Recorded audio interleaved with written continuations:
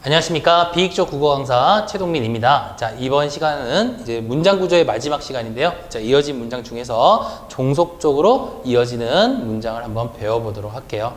자, 대등하게 이어지는 건 그냥 이제 연결어미, 대등적 연결어미를 사용해가지고 단순하게 그냥 나열을 하거나 그 다음에 이제 대조를 이루는 그런 문장들이었죠. 자, 앞서 시간에도 마지막에 한번 얘기를 했지만 둘의 관계, 그러니까 대등적 이어진 문장은 앞절과 앞의 문장과 뒤의 문장을 바꿔도 문장의 의미는 크게 변함이 없었죠. 그러면 종속적 의미는, 종속적으로 이어진 문장은 어떤 건지 선생님이랑 같이 한번 보도록 할게요.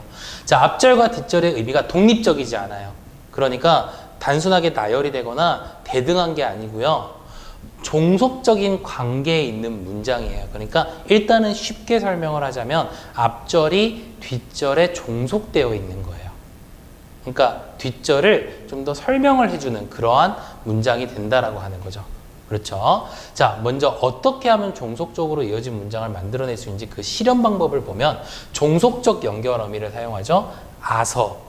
그런데 앞에서는 그 대등적 이어진 문장에서는 고나 음여 같은 경우에는 같은 역할을 해줬잖아요. 근데 종속적 연결 어미는 각각이 전부 다 의미가 달라요. 가지고 있는 의미들이 좀 달라요. 아서, 으면, 으려고, 는데, 을지라도. 자, 얘네들이 의미들이 조금씩 다릅니다. 근데 이 종속적 연결 의미를 잘 보셔야 되고 이것을 잘 외우셔야 되는 게 뭐냐면 어떤 걸 쓰여지냐에 따라서 그 문장이 앞절과 뒷절의 관계가 어떤 관계인지를 볼 수가 있다라고 하는 거죠. 한번 볼까요? 종속적으로 이어진 문장에서는 앞절은 뒷절과 원인, 아서는 원인, 음여는 조건, 으려고는 의도, 는데는 배경, 을지라도는 양보 등의 의미로 가진다. 이렇게 볼 수가 있다라고 하는 거죠. 외우셔야 돼요. 되게 중요해요. 이해되셨죠? 그럼 선생님이 여러분들이 암기를 하는데 조금 도움이 되게 선생님이 예문을 통해서 그 의미를 조금 더 설명을 한번 해줘 볼게요. 자, 예문을 한번 볼까요? 이렇게 선생님이랑 5가지 예문이 나와 있네요. 자, 앞에서 우리 다시 한번 외워봅시다. 뭐가 있죠? 원인, 조건, 의도, 배경, 양보. 이렇게 있죠. 그죠? 자, 한번 봅시다. 비가 와서 길이 질다. 질퍽질퍽한 걸 말하는 거죠. 자, 요거 일단은 문장이 여기에서 이렇게 나누어지고요. 지금 종속적 연결어미인 뭐가 붙어 있다? 서가 붙어 있죠. 그렇죠. 위에 보시면은 어서라고 하는 말이 아서 또는 어서라고 하는 말이 있었단 말이에요. 그렇죠. 그래서 이 서라고 하는 말이 붙었죠. 그럼 의미를 한번 볼게요. 비가 와서 길이 질다 그러죠. 길이 진 이유가 뭐냐면 비가 와서예요. 맞지? 그러면 얘가 만약에 결과라면 비가 와서는 어떤 역할을 해주죠? 맞아요. 원인의 역할을 해줍니다. 그래서 이 앞절이 뒷절에 뭐가 된다? 원인이 되는 인과관계가 되는 것을 표시해주는 그러한 겹문장이 된다는 거죠. 종속적으로 이어진 겹문장이 된다는 거예요. 이해가 되셨죠? 마찬가지예요. 기업이 없으면 근로자도 없다. 이렇게 돼 있죠. 그렇지? 자, 두 번째, 음연이라고 하는 게 뭐였었죠? 조건이었어요. 기업이 없다라는 조건을 붙인 거죠. 없으면. 종속적 연결어미 붙였죠? 근로자도 없다 이거예요. 조건이잖아. 기업이 없으면. 근로자가 왜 없어? 기업이 없으니까. 그런 조건을 가지고 있으니까. 이해가 됐지? 그래서 이 부분은 바로 뭐가 된다? 조건이 된다라고 하는 거죠. 세 번째 한번 볼까요? 한라산 등반을 하려고. 려고가 붙어 있네요. 그렇죠? 이어진 문장이죠? 여기도 그렇고 여기도 그렇고.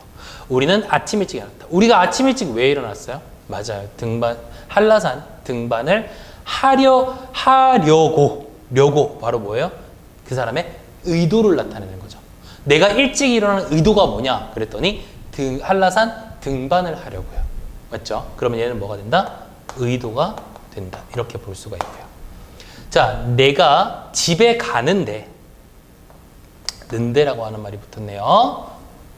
저쪽에서 누군가 달려왔다. 이렇게 되어 있습니다. 그렇지. 자, 내가 뭐 하는데? 집에 가고 있는데. 내가 지금 집에 가고 있는 상황인데, 다시 말하면 집에 가고 있는 상황인 배경인데 이런 말이 되는 거죠. 맞지? 배경. 여기 보니까 는데는 배경이 되잖아요. 배경인데 그쪽에서 누군가 달려왔다 라고 하는 배경이 될 수가 있고요. 이해가 됐니? 자, 마지막이죠. 이번엔 양보라는 게 있었죠. 여기 을지라도 양보가 된다 그랬죠. 설령 비가 올지라도, 오다라는 말에 지라도를 붙였죠.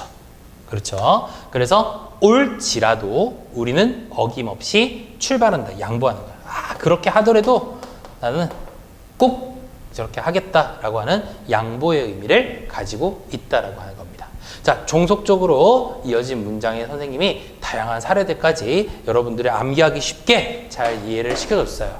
자, 앞에서 대등적 이어진 문장에서도 한번 설명을 했는데요. 대등적 이어진 문장은 앞문장과 뒷문장을 이렇게 바꿔도 문장의 의미가 변함이 없죠. 근데 종속적으로 이어진 문장은 바꾸면 안 돼요. 바꾸면 의미가 달라져. 이거 하나만 가지고 예를 한번 들어보면 비가 왔기 때문에 길이 지른 거죠. 근데 문장을 바꿔버리면 말이 이상해져요. 그러니까 말이 이상해지는 게 아니라 이 문장과 의미가 달라져 버리는데 길이 질어서 비가 오게 되는 거예요. 그렇죠. 어때요? 순서를 바꾸면 돼요, 안 돼요? 안 된단 말이에요. 자, 그것까지 여러분들 머릿속에 잘 기억을 하셔야 되겠습니다. 이해가 되셨죠? 자, 우리 오늘까지 해서요, 이번 시간까지 해서 문장의 구조를 한번 배워봤어요. 총 5강으로 한번 배워봤는데 역시 문법은 복습 중요하니까 복습 꼭 잘하시고요. 다음 시간은 이제 우리 아마 현대국어의 마지막 시간이 되지 않을까 싶은데요. 여기까지 달려오시느라고 정말 고생 많이 하셨어요. 그래, 너도 고생 많았어, 동민아. 그래, 자, 마지막 시간엔 바로 문법 요소에 대해서 한번 배워보도록 하겠습니다. 여기까지만 하면 여러분들이 현대국어에 대해서 정말 명확하게 잘 아실 수 있다라고 자부할 수 있으니까요. 자, 마지막 힘내시고 마지막 강좌들도 잘 완강하시길 바랄게요. 약속하실 수 있으시겠죠? 자, 그러면 다음 시간에 보도록 하겠습니다.